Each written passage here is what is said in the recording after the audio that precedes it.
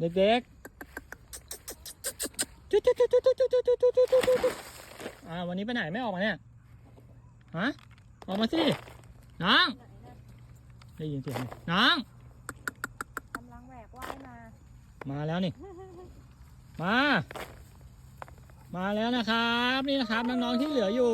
หัวหน้าแก๊ง นี่อันนี้ตัวเมียนะ อันนี้ตัวเมียตัวเดียวใน ใช่ตัวเมียนะครับนี่นะครับ แบ๊ก ใครที่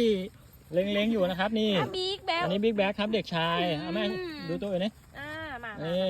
มาให้แม่จับปอน อันนี้อาจจะไม่ชัดเพราะว่ามันมืดละ จะมั่ม นี่โอ้โหตัวเนี้ย เนี่ย นี่นะครับอันนี้ออกแดงๆนะครับ เด็กชายนะครับนี่ นี่ อีกตัวหนึ่ง น้อง ตัวหนึ่งนี่มาเลียแม่เขานี่นี่ โอ้ยนี่ไง อันนี้ คน อันนี้หน้าย่นขน เกลี เกียร์นะครับนี่นะครับค่ะ จ๋าแม่ไม่ทำอะไรลูกแม่ไม่ อยาก ห่วงลู อุ ก ปอยากดูแลตัวไหนก็ทักมาได้เลยนะครับ ไม่ได้มันกิน